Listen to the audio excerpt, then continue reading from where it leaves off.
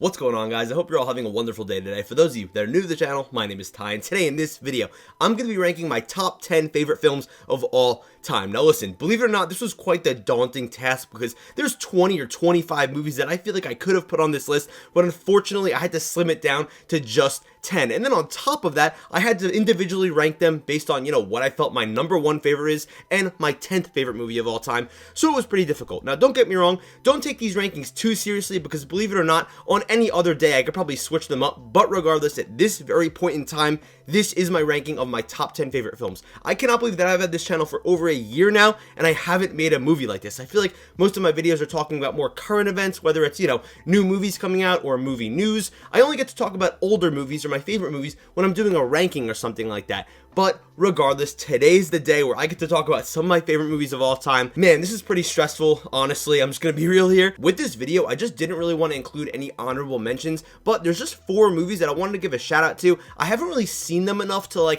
put them on this top 10 list, but I just wanted to mention them because they're gaining a lot of momentum in my mind, and maybe next year when I make another top 10 ranking, they'll be on this top 10. Those films are Dune Part 1, The Social Network, Back to the Future, and The Departed. Those are 4 movies that barely left this list, and don't get me wrong, those aren't 11, 12, 13, 14. They're just movies that are gaining momentum, but I need to watch them maybe 1 or 2 more times before I could really lock them in this list. But let's get right into this ranking. Coming in at last but not least place, 10th, is gonna be, drumroll please, La La Land. Now listen, this is a film that honestly is in last place just because this is probably the movie on my top 10 that I've seen the least and that I'm just the least familiar with. I can quote it the least. I'm not as familiar with it as the other films on this list. But even with that being said, it is still a top 10 film for me all time, no question. I am not a theater kid in the slightest. I'm just going to be real with you. I don't really love musicals. I need to watch more because I really am starting to enjoy them.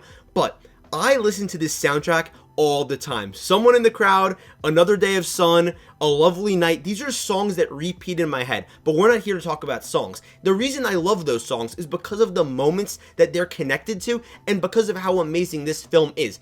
Ryan Gosling and Emma Stone, oh my god, it doesn't get better than this. Their chemistry is unbelievable. Of course, I love Ryan Gosling. The Lovely Night dance sequence, it's wonderful. I can literally watch it on YouTube on repeat all day. But of course, it's not just about that. That bittersweet ending. I love the way that it plays into the catchphrase about, the fools who dream and how you can't always get what you want. But at the end of the day, they both sort of were going on the paths that they had to go on. And things turned out well for them, even though they weren't able to end up with each other. I adore this film. The color palettes are beautiful. Damien Chazelle did a wonderful job. I still have to watch Babylon. I don't know how I haven't seen it, but I'm done yapping about this movie. It's time to move on to number 9, but La La Land, I will always love you and defend you. It's a phenomenal movie, but I need to watch it more, so hopefully I can move it up on this ranking. Let's move on to number 9. Coming in at 9th place is going to be the sauciest movie of all time. The movie that, for me at least, I think has the most swagger, no doubt about it. That being, drumroll please, Ocean's 11. Oh my god, do I love Ocean's 11. I feel like the phrase stacked cast gets thrown around way too often because, yeah, there's a ton of movies that, have stacked casts, a bunch of known actors, working together, some good chemistry. But not every single movie is able to actually pull it off with a good script. This film is phenomenal. I love the heist element in here. Danny Ocean is one of the coolest characters ever with his sidekicks of Rusty, and of course you got Matt Damon, Don Cheadle, all these other phenomenal actors in here. Terry Benedict is such an unlikable villain, even though he technically isn't really a villain. He's kind of just a casino owner, but regardless, you love to hate him. Julia Gardner's in here. Great love interest. I love the chemistry between her and George Clooney. Their love is believable. I swear to God, one of the most beautiful sequences of all time that almost brings a tear to my eye, even though it isn't sad, is at the end when they finally pull off the heist and Claire de Lune starts playing, because that's their magnum opus, which is also such a magnum opus song, a masterpiece work of all classical music of all time. The reflection there is just beautiful. The symbolism is wonderful. The magnum opus heist has been completed. It literally brings a tear to my eye, and I love that song. This movie is so good. It has a good setup. It has a good payoff. It's all you could ask for with an action film. I love this movie. Coming in at number 8 is going to be an MCU film, and automatically that's going to have a lot of people writing me off and a bunch of people calling me a fake cinephile. I don't care. If you like this movie, you know ball. The movie that I'm talking about is none other than, drumroll please, Captain America and the Winter Soldier, the second best MCU movie. That's a hint for a movie later on this list. This movie is a thriller, a political thriller with a villain who isn't super powered. No, he's just political, that being Alexander Pierce. The Winter Soldier is one of the greatest character designs of all time at all. Like, literally ever. I'm talking about any movie ever. Unbelievable. His personal tie to our main character, Captain America, and the fact that his morals are being tested, and that he has a sidekick, Black Widow. Who doesn't love Black Widow? She gets to shine in here a little bit. We've also got our introduction to Anthony Mackie as Falcon, who will later be, the next Captain America. He's a great little side addition in here. The on your left stuff I love. This film is made so well. I just literally love this movie to death. It has so much sauce. The fact that you can't trust anybody. I love the storyline and the fact that it doesn't feel like it's super tied into the rest of the MCU. It's just a good movie on its own, while still having a couple of teases, like how, Hydra was secretly growing in the background. Things that we do know from the MCU already, without, needing Iron Man to come in or Captain Marvel to come in. No, it's a pretty self-contained story that has awesome thriller elements to where you're literally on the edge of your seat the entire time and you don't know who to trust. I love it. Let's move on. Coming in at 7th place on this list is going to be, drumroll please, The Batman. I absolutely love Matt Reeves' style, and what he was able to bring to this character, Batman, of course, was unbelievable. The whole direction, just with, all the detective stuff, I absolutely fell in love with. And I'll be honest, I wasn't really that exciting going to this film, but the second that I left that theater, oh my god, I instantly fell in love. The score is thundering. There is beautiful scenes throughout this entire film. The griminess of Gotham, the way that it feels so lived in, I love. I adore it. I also seriously appreciate how kind of intricate the plot is realistically for a major blockbuster. Like, don't get me wrong, I'm pretty sure most people could follow along, but I like how there's all this weird stuff going on within Gotham City, whether it's some of the crime stuff or what's going on with the Riddler. The Riddler, of course, played by Paul Dano, super creepy, like a sicko. His performance is unbelievable. I absolutely love it. This movie is just so close to my heart. I love the vibe it gives off. Honestly, that's the best way I could describe it realistically. This film is just unbelievable. Robert Pattinson, in my opinion, is the best Batman. I don't really care what anybody else says. His costume doesn't look goofy, unlike Christian Bale's, but we'll leave that conversation for another day. Coming in at number 6 on this list is gonna be a movie all the way back from 1990. Not that that's really that long ago, but it's gonna be, drumroll please, Goodfellas. This is a movie that is pretty much the most important film to my entire life. Don't get me wrong, obviously, as this list shows, there's movies that I do enjoy more. They're my favorite films over this one. But this movie is so important to me on a personal level. My dad absolutely loves this movie. My uncle loves this movie. They've quoted this movie thousands of times over the course of my life, and I didn't understand all these quotes until I finally saw the movie, many years ago. And of course, I've rewatched it since then. I can quote this movie. I love all of just the songs, whether it's Rags to Riches, just any of them. It's just wonderful whenever you hear them playing on the radio. The story here, of course, these are supposed to be unlikable mobsters, but as an Italian myself, I just love this movie, especially that, it's a very New York film, which is, the area that I'm pretty much from. I was born in New York, so I gotta rep them a little bit, and I just love this movie. It's just one of Scorsese's best films, if not his best, probably his best. Scorsese is my favorite director, and he's just such an absolute mastermind. Ray Liotta, Robert De Niro, Joe Pesci, what a trio in this film. I adore this movie, and I know I'm going to say that about every single film on here. I mean, I don't want to really get caught up in semantics trying to, read a thesaurus. I just love these films, and I love Goodfellas. Again, probably the most important film to my life. Now that we're entering my top 5, things are starting to get pretty serious here. Not that the other 5 movies weren't serious, but you guys know what I'm talking about. Coming in 5th place is going to be a movie that's pretty much in the same vein as Goodfellas, meaning that it's been a part of my entire life, but in a different light. That movie's going to be one of Pixar's best, if not Pixar's best. Hint, it actually is Pixar's best movie. Drum roll, please. Ratatouille. Ratatouille is a film that, just like Goodfellas, like I already said, has been a part of my entire life, but in a different way. Because Ratatouille, I've actually watched my entire life, but the way that I've watched it has been different. Because obviously, this movie came out when I was only 5 years old, so of course I'm watching it as a kid. I enjoyed it. It was wonderful. But as I grew older, into, the person that I am now, I've come to appreciate what an unbelievably good film this actually is. From a writing standpoint, it's unbelievable. Brad Bird absolutely cooked with this movie. Of course, everything just looks wonderful. The Paris setting is beautiful. I feel like this movie almost ruined Paris for everybody because now everyone just fantasizes about it and it's not as good in real life. Not that I've been there, but I've heard that from multiple people. The songs in this, Le Festin, absolutely beautiful. But every single song, even though that's the standout, just works so well with each moment that they're a part of. Of course, you've got Skinner in here, wonderful villain, and Anton, who sort of isn't really a villain. He's kind of just like an anti-hero. I love Linguini and his, relationship, of course, with Remy and the way that they're able to work together to overcome all these obstacles. And the main point of this film, the anyone can cook part, just really sits well with me, and it's something that I really appreciate. I love that symbolism. I love that message. I think it really means just something beautiful, and I just love it. Again, I don't have that many other words for it. This movie's so important to me. I love Disney movies and Pixar films, but this is the one that remains king and will always remain king for me. Ratatouille's coming in at number 5. Coming in at 4th place is a movie that is literally the complete opposite of Ratatouille, that being that it has not been with me my entire life. In fact, this movie, to give you guys a hint, is actually less than a year old, or at least about to become a year old. That being, drumroll please, the greatest superhero film of all time, in my opinion, Spider-Man Across the Spider-Verse. This was a movie that, believe it or not, going into it, I was thrilled, but I just wasn't like over the top excited because I could not see a way that they were gonna blow Into the Spider-Verse out of the water. But boy, was I wrong. Because this movie was so good, my mind couldn't even predict how good it was because of how great Into already was.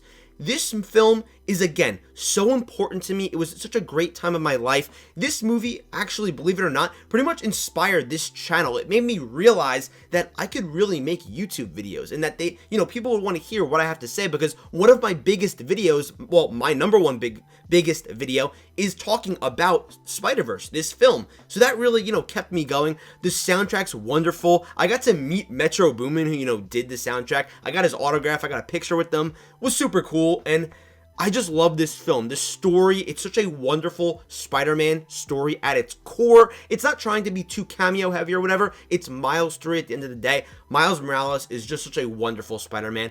This film cannot be praised enough. It's literally an art piece every single frame you look at. I absolutely love it to death. I love all the side characters, Spider-Man 2099, just all of them. They are wonderful, and God, like at a certain point, I don't even want to talk about this movie. I just want to talk about how much I love these movies because it's just tough to articulate my feelings for them. I love this movie to death. I have seen it 4 or 5 times already.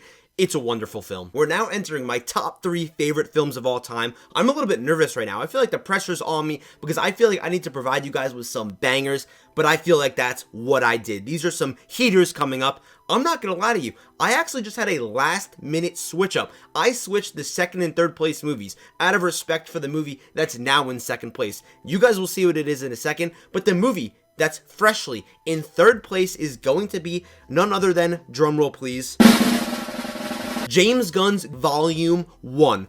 I cannot begin to express my love for this film. It, at least in my opinion, is the best movie in the MCU. I love it to death. It's my favorite one. The soundtrack is phenomenal. It's one of the best of all time. I love the idea that this ragtag group of heroes comes together and becomes a family. I just feel like in my personal life, I'm just a very family-oriented person. I love watching people laugh together, just love each other. This movie really means a lot to me. James Gunn is probably my 2nd favorite director. I know that's a pretty high contrast with Scorsese pretty much being neck and neck with him, but they're very different, obviously different flavors. This film is just wonderful. It's fabulous. I love the ending, the dance-off, and no line is better, I swear, than when Peter Quill says his line to Ronan, "You said it yourself, bitch. We're the Guardians of the Galaxy." It almost brings a tear down my eye. It's hysterical. I just love all these characters so much. "We are Groot," another banger line. It just feels like it's great sequence after great sequence. I love the prison break. I just love the fact that James Gunn met with Kevin Feige and was like, hey, I have this crazy idea. Can I have $200 million? He was like, sure. And this was at the time in the MCU where everything was so experimental, and I really wish that we could go back to that when experimental MCU movies were great. This is my third favorite movie of all time, but let's move on to number 2. My second favorite movie of all time is an absolute classic, one that everyone knows and loves. I'm sorry, but I just love it to death. That being, drumroll please, Jurassic Park. Jurassic Park is, even though they get a bad rep nowadays, the Disney World of movies. It's for everyone, it's high quality, it's entertaining, and I'm telling you, there's something for everyone. It's the Disney World of films. This movie is a blend of the greatest films of all time, you know, the most high art, classy indie films, and the stupidest blockbuster you've ever seen. It's the most wonderful, entertaining blockbuster to me I have ever seen in my entire life. It has a little bit of everything. It's a thriller. It is horror. It has some comedy elements. It has adventure. It has sci-fi. It has some dystopian elements where, you know, if this was to be the future. This film just feels like, from start to finish, memorable scene after memorable scene after memorable scene without letting you even breathe. Or I should even say classic scenes, because everyone knows like every single scene in this movie because it's so good. But it's strung together by an amazing plot and great characters that have their arcs over the course of the story. John Hammond realizes that he can't play God. Dr. Grant realizes that he actually does like kids, that he can, you know, come around and love them or whatever. This film is phenomenal. Ian Malcolm, one of the best characters, I mean, ever. He's so funny, at least, you know, in a comedic role. Great. I love the undertones here, all of the symbolism that, again, kind of flow through Ian Malcolm's character about chaos and how you can't play God, you can't fight the forces of nature. This movie has everything. I grew up loving dinosaurs. It's just absolutely wonderful. It's astonishing what Steven Spielberg was able to do with this movie. Phenomenal. And yeah, this is my second favorite movie of all time, but there's still room for one more magnum opus masterpiece. And coming in at number 1, my current favorite movie of all time is none other than, I need a big drum roll for this one,